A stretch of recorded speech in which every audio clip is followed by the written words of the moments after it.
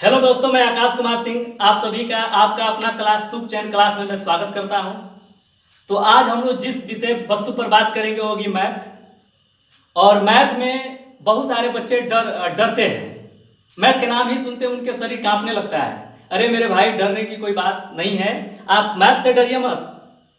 जिस दिन आपको मैथ से मोहब्बत हो जाएगी उस दिन मैथ आपका बहुत अच्छा हो जाएगा और आप बिहार बोर्ड में या किसी भी बोर्ड में जितना चाहिएगा उतना नंबर आप बटोर लीजिएगा। और एक बात याद रखिएगा, मैथ एक ऐसी चीज है जितना अच्छा रिवीजन करिएगा उतनी ही अच्छा आपको नंबर दिलाती है। तो आप बिहार बोर्ड में अच्छा नंबर लाने के लिए या किसी भी बोर्ड से हो अच्छा नंबर लाने के लिए आपको बेहतरीन तरीका से मैथ को समझना होगा, मैथ को पढ़ना होगा और मैथ से प्रेम करनी होगी, मोहब्बत करनी होगी, तब आपकी मैथ अच्छी होगी। तो चलिए हम लोग ज़्यादा बात न करके सीधे चलते हैं पॉइंट पर। और आज हम लोग मैथ का जो अध्याय पढ़ेंगे वो अध्याय होगी 8, यानी चैप्टर नंबर हम लोग 8 पढ़ेंगे। तो आज हम लोग पढ़ेंगे चैप्टर नंबर 8 यानी अध्याय 8। और आप जानते हैं कि अध्याय 8 में त्रिकोणमिति पढ़ना है। क्या पढ़ना है? त्रिकोणमिति। और त्रिकोणमिति एक ऐसा चैप्टर है कि यहां से बिहार बोर्ड में 20 से 22 नंबर के प्रश्न पूछे जाते हैं। 20 से 22 नंबर का। अगर आप त्रिकोणमिति का स्टडी अच्छे से कर लिए हैं तो 20-22 नंबर आपके हाथ में होंगे। और एक बात याद रखिएगा, आपके अच्छे अंक आने के लिए एक एक नंबर महत्वपूर्ण हो, वह चाहे किसी भी विषय का हो। और आप हमसे जुड़े हैं, इस चैनल का सदस्य हैं, तो मैं आपको वादा करता हूं कि मैथ आपको बहुत इजी बना दूंगा। एकदम जीरो लेवल से हीरो लेवल तक समझाने का प्रयास करूंगा और आसान तरीके में। तो चलिए हम लोग आज पढ़ेंगे त्रिकोणमिति। और अगर आपको वीडियो अच्छा लगे तो आप चैनल को सब्सक्राइब करें और कमेंट बॉक्स में जरूर बताएं, सब्सक्राइब करें या ना करें उससे कोई मतलब नहीं, लेकिन कमेंट बॉक्स में जरूर बताएं कि आपको वीडियो कैसा लगा। इसका मैं आपका इंतजार करूंगा। तो चलिए हम लोग त्रिकोणमिति का छोटा छोटा चीजों को जानने का प्रयास करते हैं। पहले तो हम लोग जानेंगे त्रिकोणमिति का परिचय एवं सूत्र फॉर्मूला। पहले तो हम इसके बारे में हम लोग जानने का प्रयास करेंगे। त्रिकोणमिति की अगर बात किया जाए तो त्रिकोणमिति, त्रि मतलब 3, कोण मतलब कोण, इसी को इंग्लिश में एंगल बोला जाता है, और मिति मतलब माप या मापना, यानी 3 कोणों को मापने को इकाई को ही हम लोग क्या कहते हैं? त्रिकोणमिति कहते हैं।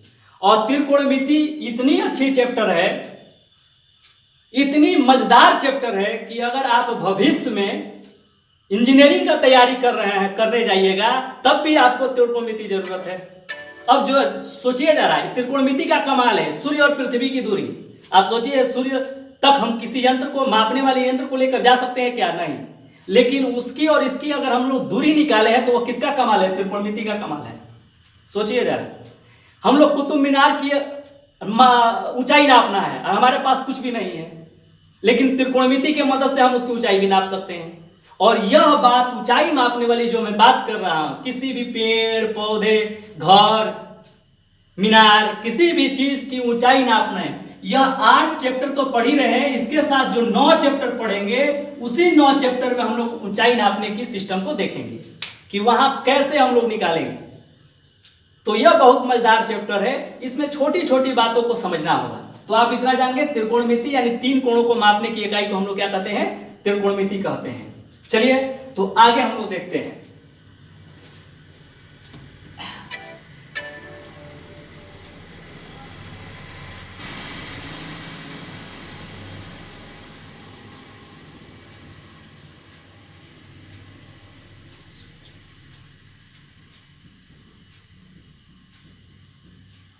परिचय। चलिए तो सबसे पहले हम लोग जानेंगे समकोण त्रिभुज, तो आप त्रिभुज के बारे में जान ही चुके हैं, लेकिन इसी में एक समकोण त्रिभुज है। त्रिभुज जो 3 रेखाओं से घिरा हो उसे हम त्रिभुज कहते हैं। समकोण त्रिभुज, देखिए यह समकोण त्रिभुज है, ए बी सी इसका शीर्ष का नाम दे देते हैं। यह 90 डिग्री, यानी जिस भी त्रिभुज का एक एंगल 90 डिग्री का हो, डिग्री का हो 90 डिग्री का हो, उसी को हम लोग क्या कहते हैं, समकोण त्रिभुज कहते हैं। क्या कहते हैं, समकोण त्रिभुज। यानी जिस त्रिभुज का एक एंगल 90 डिग्री का हो उसी को हम लोग क्या कहते हैं, समकोण त्रिभुज कहते हैं। बाकी एंगल कुछ भी हो सकता है, 45 भी हो सकता है, या 60-30 भी हो सकता है, लेकिन 180 से ज्यादा नहीं होना चाहिए और 180 से कम भी नहीं होना चाहिए, क्योंकि आप जानते हैं कि त्रिभुज के तीनों एंगल यानी कोण का योग जो होता है वह क डिग्री का होता है, 180 डिग्री का होता है। यानी यह तीनों का योग, यानी तीनों को जोड़ दिया जाए तो टोटल क डिग्री का होना चाहिए। चलिए, इतनी बात आपको समझ में आएगी। दूसरी बात कि इस 90 डिग्री के सामने वाले भुजा को हम लोग क्या कहते हैं, कर्ण कहते हैं। इसे हम लोग आधार और इसे हम लोग लंब कहते हैं। लेकिन यह दोनों में चेंज होता है कुछ कंडीशन से। अगर मान लीजिए कि अगर आपसे यह पूछ दे ए बी सी, तो आप जानते हैं यह 90 डिग्री का एंगल, 90 डिग्री यानी आधार पर जो लंबवत गिर जाए वो हमेशा 90 डिग्री की होती है, माइंड में रखिएगा। इसके सामने वाले को तो हम लोग कर्ण कहेंगे, यह तो फिक्स है। अब आधार लंब किसे कहेंगे, तो परीक्षा में या आपके बुक में दिया है, या मान लीजिए समपेच, ए के समपेच, क्या कह दिया, ए के समपेच। तो ए के समपेच कौन है भैया, ई है, यही है। और इसके समपेच यानी इसके सामने यही है, यह भुजा है। तो इस भुजा को हम लोग क्या कहेंगे, लंब कहेंगे। क्या कहेंगे, लंब। कर्ण हो गया, लंब हो गया, तो अब क्या बच गया, आधार। इसे हम लोग क्या कहेंगे, आधार कहेंगे। क्या मेरी बात समझ में आ रही है आप लोगों को। चलिए, मान लीजिए कि अगर यही आपसे पूछ देता है सी के समपेच, सी के संक्षेप,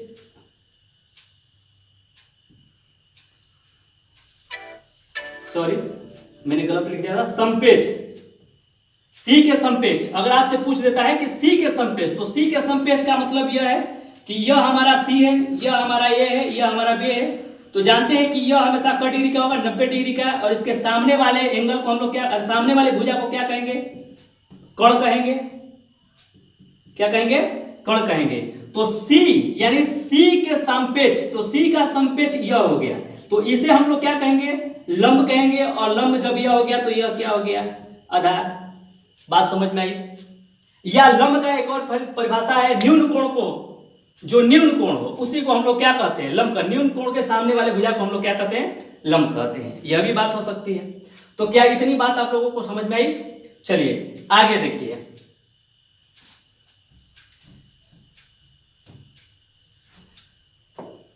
यह लंब, आधार, कर्ण। कर्ण को इंग्लिश में हम लोग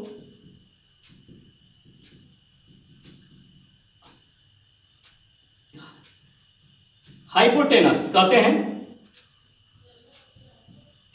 लंब को इंग्लिश में परपेंडिकुलर कहते हैं, और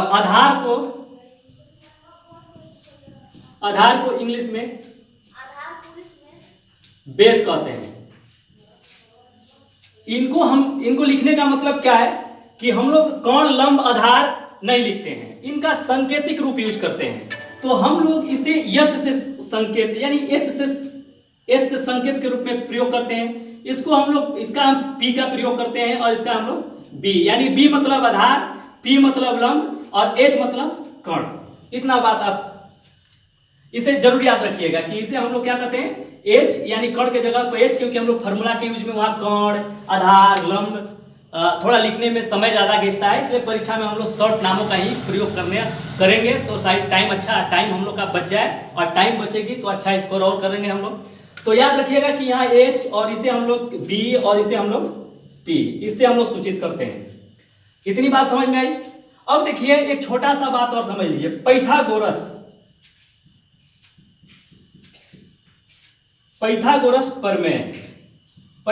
प्रमेय क्या है। अगर आप पाइथागोरस प्रमेय के बारे में नहीं जानते हैं तो आप जान लीजिए, क्योंकि पाइथागोरस प्रमेय त्रिकोणमिति में महत्वपूर्ण भूमिका निभाएगा। तो आप इसे जरूर जानिए, पाइथागोरस प्रमेय।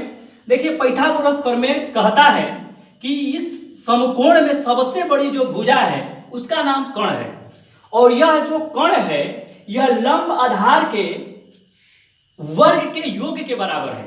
यह कहता है, यह कर्ण कहता है कि लंब और आधार के मैं अकेले बराबर हूं, तो समकोण त्रिभुज की सबसे बड़ी भुजा कौन है? कर्ण है।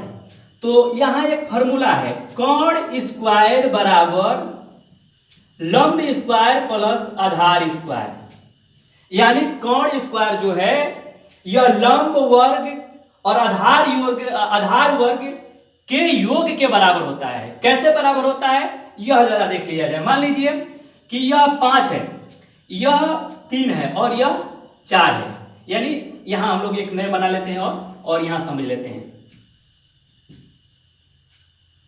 मान लीजिए A B C, यह 3 है और यह 5 है और यह 4 है। 5 यानी बड़ा हमेशा सबसे बड़ा कर्ण होता है। तो यह 5 है, यह 3 है और यह 4 है।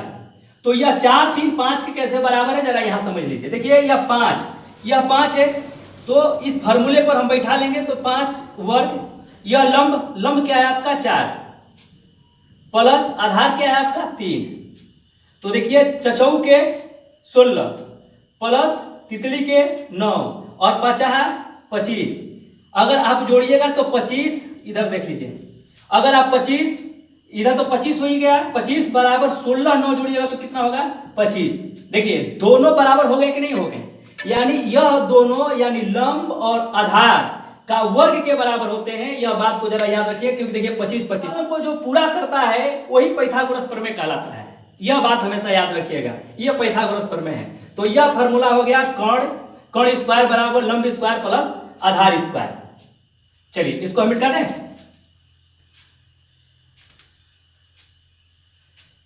चलिए इस फॉर्मूले को हम लोग इस रूप में भी लिख सकते हैं, कर्ण बराबर लंब स्क्वायर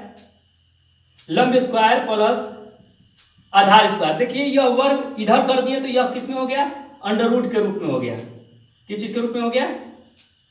अंडर रूट के रूप में हो गया। अच्छे, इनसे दो फार्मूला और बनते हैं। अगर मान लीजिए हमें लंब वर्ग का मान निकालना हो, तो लंब वर्ग का जब मान निकालना हो तो हम लोग क्या करेंगे? कर्ण स्क्वायर माइनस आधार स्क्वायर, यह इसकी फॉर्मूला हो गई।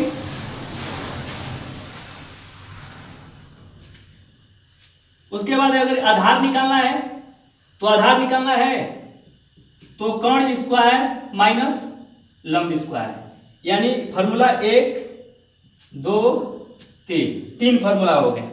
तो यह 3 फॉर्मूला पाइथागोरस प्रमेय के हिसाब से चलता है, और यह महत्वपूर्ण भूमिका आपको निभाएगा त्रिकोणमिति में। क्या इतनी बात आपको समझ में आई? चलिए इसको अब हम मिटाते हैं।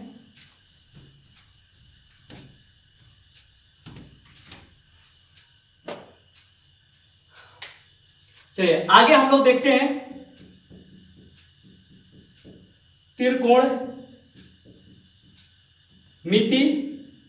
त्रिकोणमितीय अनुपात। त्रिकोणमितीय अनुपात क्या है इसके बारे में हम लोग समझते हैं। और त्रिकोणमितीय अनुपात देखा जाए तो 6 होते हैं। कितने होते हैं? 6। कौन कौन होते हैं यह हम लोग देख लेते हैं। तो एक होता है साइन, और हम लोग एक थीटा इस तरह लिखते हैं, इसको हम लोग थीटा कहते हैं। क्या कहते हैं? थीटा। और इसका हम लोग प्रयोग यहां करते हैं। तो साइन थीटा, उसके बाद कॉस थीटा, उसके बाद टैन थीटा, उसके बाद कॉसेक थीटा, उसके बाद सेक थीटा, उसके बाद कॉट थीटा। यह 6 जो होते हैं, 1 2 3 4 5 6, यह 6 जो होते हैं यह त्रिकोणमितीय अनुपात होते हैं। और त्रिकोणमितीय अनुपात का मतलब क्या होता है इसको हम लोग जरा समझ लें। ये बी सी, इसे हम लोग क्या कहते हैं? कर्ण। इसे हम लोग क्या कहते हैं? आधार। इसे हम लोग लंब मान लेते हैं। इसे हम लोग H से सूचित करते हैं, इसे हम लोग B से सूचित करते हैं और इसे हम लोग P से सूचित करते हैं। देखिए, अगर देखा जाए लंब का अनुपात क्या क्या हो सकता है, तो लंब का अनुपात आधार हो सकता है, कर्ण हो सकता है। यानी देखा जाए तो लंब का अनुपात आधार हो सकता है और लंब का अनुपात कर्ण भी हो सकता है। अगर देखा जाए आधार का अनुपात, तो आधार का अनुपात कर्ण भी हो सकता है और आधार का अनुपात लंब भी हो सकता है। यदि देखा जाए कर्ण का अनुपात, तो आधार भी हो सकता है और कर्ण का अनुपात लंब भी हो सकता है। तो 1 2 3 4 5 6 टोटल अनुपात कितने हो गए? 6 हो गए। और इन्हीं का नाम साइन, कॉस, टैन, कोसेक, सेक, कॉट लिखे हैं, क्योंकि हम लोग कॉपी पे इस तरह नहीं लिख सकते हैं। तो इन्हीं का एक हम लोग एक रूप में परिवर्तन कर दिए और उस रूप का हम लोग नाम दे दिए साइन, कॉस, टैन, कोसेक, सेक और कॉट। यही अनुपात है। इन अनुपात को हम लोग बटा के रूप में भी लिख सकते हैं, लंब बटा आधार, ऐसे भी लिख सकते हैं। लंब बटा कर्ण, ऐसे भी लिख सकते हैं। तो चलिए हम लोग देख लेते हैं कि साइन का अनुपात क्या होता है, कॉस का अनुपात क्या होता है और टैन का अनुपात क्या होता है और कोसेक का अनुपात क्या होता है और सेक का अनुपात क्या होता है और कॉट का अनुपात क्या होता है। चलिए, तो अगर देखा जाए साइन का, तो इसका होता है लंब बटा कर्ण। इसका होता है लंब बटा कर्ण। यह साइन का अनुपात होता है, यानी लंब बटा कर्ण को ही हम लोग क्या कहते हैं? साइन कहते हैं। और आपसे परीक्षा में पूछ लेता है कि साइन थीटा बराबर लंब बटा कर्ण होता है। कॉस का देखा जाए तो आधार बटा में कर्ण, इसी को हम लोग क्या कहते हैं? कॉस कहते हैं। अगर टैन को देखा जाए तो लंब आधार, यानी लंब और आधार को क्या कहते हैं? टैन कहते हैं। अगर हम लोग कॉस को देखें तो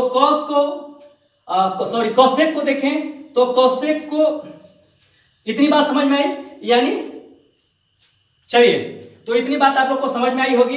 अब देखिए कोसेक, तो कोसेक का क्या होता है? तो कोसेक का साइन का उल्टा होता है, यानी लंब बटा में, इधर लंब बटा में कर्ण था तो अब यहां हो जाएगा कर्ण बटा में लंब। सेक का क्या होता है? तो सेक का कॉस का उल्टा होता है, यानी कर्ण बटा में आधार, कर्ण बटा में आधार। कॉट का क्या होता है? तो कॉट का टैन का उल्टा होता है, लंब बटा में आधार था तो आधार बटा में लंब हो जाएगा। देखें कि साइन थीटा का लंब बटे कर्ण, यानी इसको अनुपात में भी आप कह सकते हैं। कॉस थीटा का आधार बटे कर्ण, टैन थीटा का लंब बटे आधार और कोसेक थीटा का कर्ण बटे लंब और सेक थीटा का कर्ण बटे आधार और कॉट थीटा का आधार बटे लंब। यह अनुपातीय मान है और परीक्षा में आपसे पूछ लेता है कि साइन थीटा बराबर, कह देगा कि साइन थीटा बराबर क्या होता है। आपको क्वेश्चन नंबर दे दिया इस तरह, अब ऑप्शन नंबर ए में दे दिया लंब बटे में कर्ण, बी में दे दिया अब कर्ण बटे में आधार, सी में दे दिया कर्ण बटे में या लंब बटे में आधार, ऐसे दे दिया। डी में दे दिया आधार बटे में लंब, तो हमारा आंसर क्या हो जाएगा? लंब बटे में कर्ण। ऐसे भी परीक्षा में पूछ लेता है।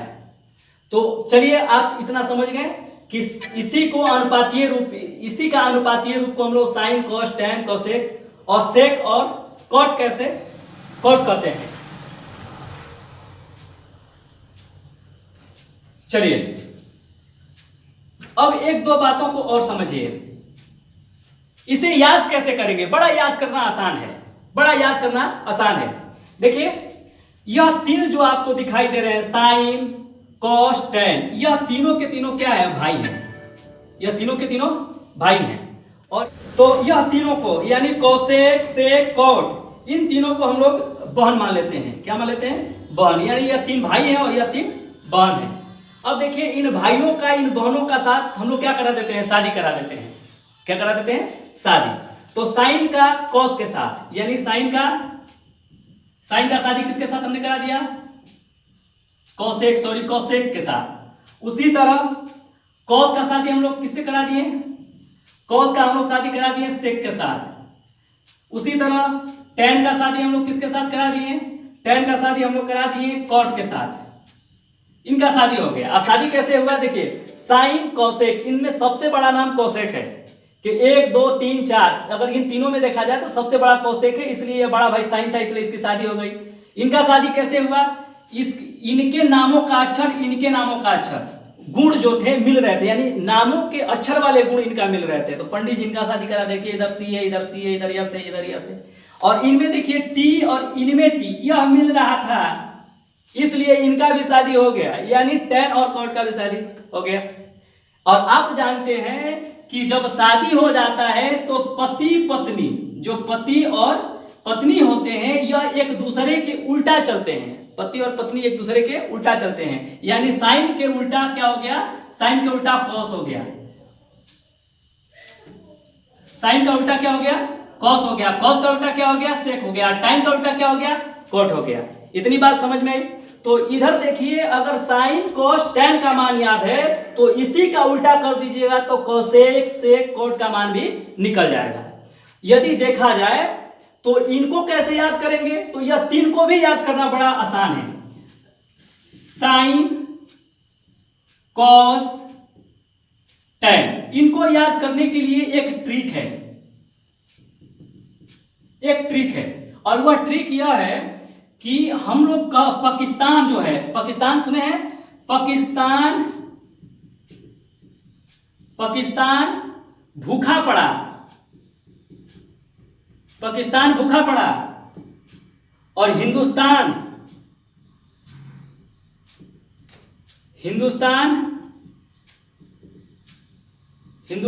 हरा भरा। यह ट्रिक है कि इन तीनों को याद करने के लिए, साइन कॉस टेन को याद करने के लिए, पाकिस्तान भूखा पड़ा, हिंदुस्तान हरा भरा। पाकिस्तान यानी पी, भूखा यानी बी, और पड़ा मतलब पी, यानी पेंडिकुलर बेस और पी पेंडिकुलर, और हिंदुस्तान एच हरा एच और बी से भरा, यानी पी मतलब लंब, एच मतलब कर्ण, और बी मतलब आधार, एच मतलब कर्ण, पी मतलब लंब और बी मतलब आधार। इतनी बात समझ में आया क्या? तो आपको याद रखिएगा, पाकिस्तान भूखा पड़ा और हिंदुस्तान हरा भरा। इतनी बात समझ में आई? तो पी एच यानी साइन का मान होता है पी एच। क्या होता है? पी एच, यानी लंब बटे में कर्ण। कॉस का मान क्या होता है? आधार बटे में कर्ण। और टेन का मान क्या होता है? लंब बटे में आधार। जब इनका मान हो गया तो हमने कहा था कि साइन का उल्टा क्या होता है? कॉस, और कॉसेक का उल्टा क्या होता है? सेक, और टेन का उल्टा क्या होता है? कॉट। चलिए, तो कॉस का उल्टा सेक होता है, टेन का उल्टा कॉट होता है, और साइन का उल्टा कॉसेक होता है। इतना बात समझ में आई? तो जब साइन का होता है पी एच, तो अगर हम लोग यही निकालना चाहें कॉसेक का, तो कॉसेक का उलट देंगे तो हो जाएगा एच और पी। अगर हम लोग इसी तरह अगर हम लोग निकालना चाहें सेक का, तो सेक का उल्टा क्या हो जाएगा? सेक किसका उल्टा है? कॉसेक का, तो हो जाएगा एच बी। उसी तरह हम लोग निकालना चाहे कॉट का, तो कॉट का उल्टा क्या हो जाएगा? B P. तो यहां अगर हम लोग देखें तो यह 6 का मान निकल गया। क्या मेरी बात समझ में आई आप लोगों को? तो इस तरह हम लोग याद कर लेंगे यह 6। अगर आपको यह 3 को याद है तो 3 यदि आपको याद है तो इन्हीं तीनों को पलट दीजिएगा तो इनका निकल जाएगा, क्योंकि हम बताए थे कि साइन का उल्टा कोसेक होता है, कोस का उल्टा सेक होता है, और टेन का उल्टा कॉट होता है। क्या बात समझ में आई आप लोगों को? चलिए, अगर हम लोग एक और ट्रिक है, और वह ट्रिक है लाल बटा में कब का। लाल बटे में लाल, चलिए एक और ट्रिक है, और वह ट्रिक है लाल बटे में कक्का, लाल बटे में कक्का। यह लाल बटे में कक्का मतलब कि यह जो है साइन का मान है और यह जो है कॉस का मान है, यह जो है टेन का मान है। यानी साइन लंब बटे में कर्ण, कॉस आधार बटे में कर्ण, लंब बटे में आधार। इसी को पलट दीजिएगा तो कॉसेक, सेक और कॉट का भी फॉर्मूला निकल जाएगा। क्या यह बात आपको समझ में आई? चलिए तो आगे हम लोग चलते हैं और अब देखते हैं हम लोग गुणनफल का फॉर्मूला।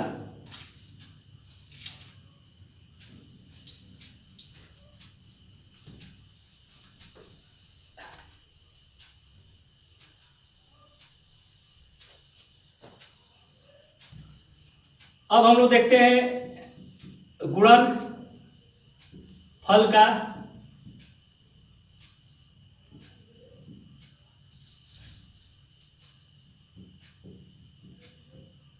गुणनफल पर सूत्र।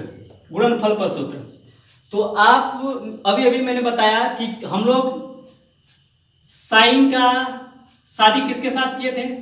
तो साइन का शादी हम लोग कॉसेक के साथ किए थे। उसी के साथ हम लोग कॉस का शादी किसके साथ किए थे? तो सेक के साथ किए थे। उसी तरह अगर हम लोग देखें तो टेन का शादी किसके साथ किए थे? तो कॉट के साथ किए थे। यानी साइन का उल्टा कॉसेक होता है, कॉस के उल्टा सेक होता है और टेन के उल्टा कॉट होता है। तो कहने का मतलब है इनका कुछ ना कुछ गुण मिला था तभी तो शादी हुआ था। तो इनका गुण मिला था तब शादी हुआ था मेरे भाई। तो याद रखना साइन गुणे साइन ठिठा गुणे कॉसेक ठिठा बराबर क्या होता है? एक होता है। साइन ठिठा गुणे कॉसेक ठिठा बराबर क्या होता है? एक होता है।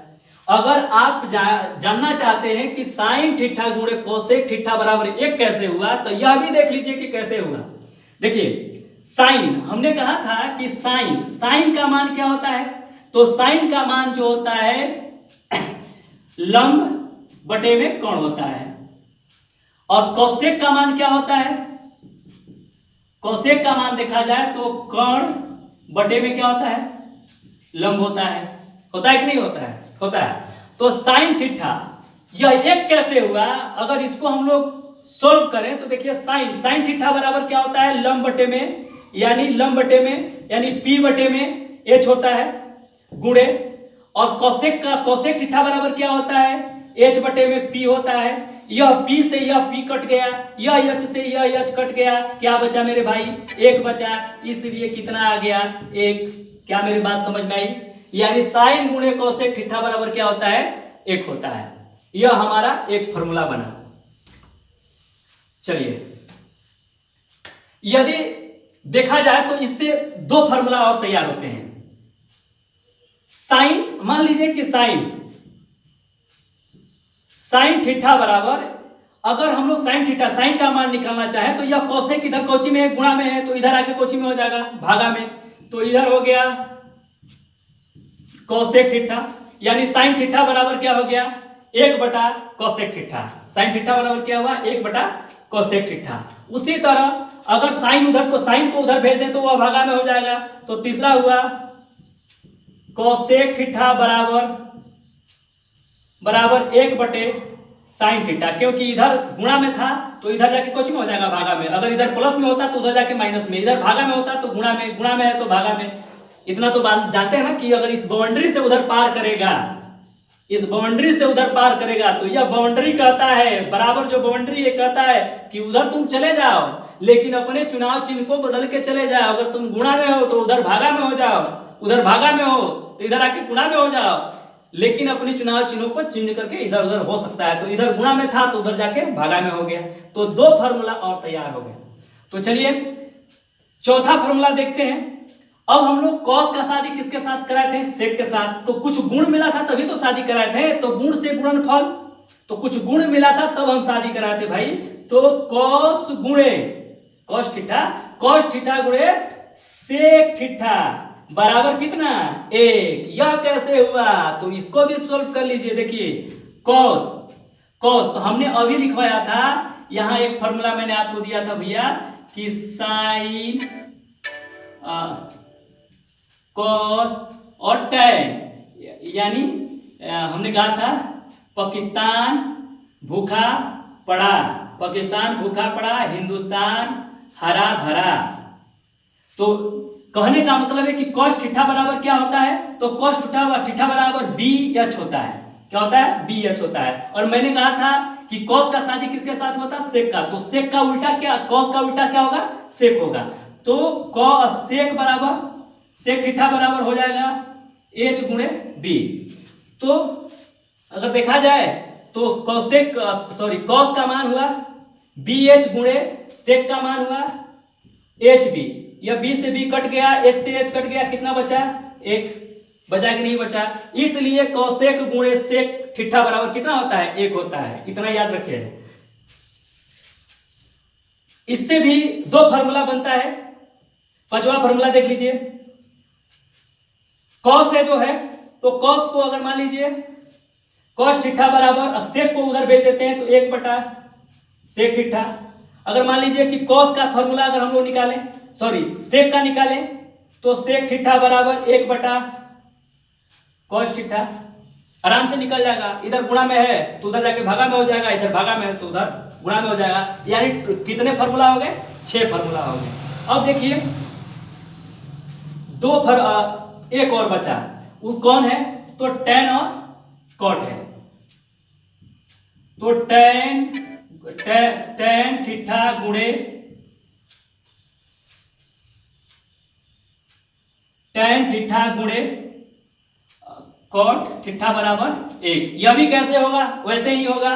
और इनसे भी एक एक फार्मूला बन जाएगा। अगर हम लोग टैन थीटा का निकालें तो 1 बटे इधर कॉट आ जाएगा, कॉट आ जाएगा। अगर हम लोग नौवा देखें तो कॉट को इधर कर देते हैं तो 1 बटे इधर टैन हो जाएगा। यानी टोटल फार्मूला कितने हो गए, 9। तो 9 फार्मूला कितने आसान है, जरा देख लीजिए, एक बार और समझ लीजिए। देखिए हमने कहा था कि साइन का उल्टा कोसेक होता है, कॉस का उल्टा सेक होता है और टाइम के उल्टा कॉट होता है। क्यों, कैसे होता है मैंने बताया। चलिए अगर देखा जाए तो साइन और कॉस का जो शादी हुआ था, इनमें कुछ न कुछ गुण मिला था। तो गुणनफल जब हो तो एक दूसरे के उल्टे वाले गुणनफल होंगे। तो इधर देखिए साइन थीटा, इधर कॉसेक उल्टे वाला, तो इन दोनों के बराबर कितना होता है, 1 होता है। कैसे होता है मैंने प्रूफ करके भी दिखाया। अब इनसे दो फार्मूला और बने। उसी तरह कॉस गुणे सेक बराबर 1 होता है, और इनसे भी 2 फार्मूला बना। उसी तरह टैन थीटा गुणे कॉट थीटा बराबर 1, इनसे भी 2 बना। तो टोटल कितने फार्मूला हो गए, 9 फार्मूला हो गए। ठीक है, चलिए आगे देखा जाए।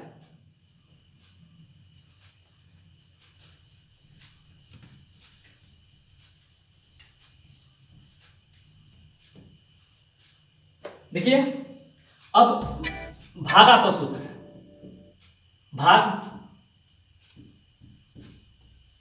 पर सूत्र, भाग पर सूत्र कैसे होते हैं यह जरा समझिए। देखिए 2 ही सूत्र होते हैं और ये 2 सूत्र आपके लिए काफी हैं। टैन, और टैन का उल्टा क्या हो भैया, कॉट थीटा। देखिए इसका टैन का 2 भाई थे, साइन और कॉस, और इसी का यह जब टैन का यह थे तो कॉट, मैंने कहा था ना कि पति पत्नी हमेशा उल्टा चलते हैं। तो टैन की पत्नी का नाम क्या था, कॉट, तो यह उसका उल्टा चलेगा। तो यह हो गया कॉस थीटा बटे में साइन थीटा। तो यह 2 फार्मूला होते हैं, यानी यह 2 भाई थे। टैन के 2 भाई हैं, तो 2 भाई भागा में हो जाएंगे साइन और कॉस। और उसके बाद कॉट, तो कॉट बराबर, यानी यह इसके उल्टा हो जाएंगे, क्योंकि टैन के उल्टा कॉट होता है। तो इसके फार्मूला का यह उल्टा हो जाएगा। यानी आप रखिएगा टैन थीटा बराबर साइन थीटा बटे में कॉस थीटा। तो इसी को पलट दीजिएगा तो कॉट का निकल जाएगा कॉसेक थीटा बटे में साइन थीटा।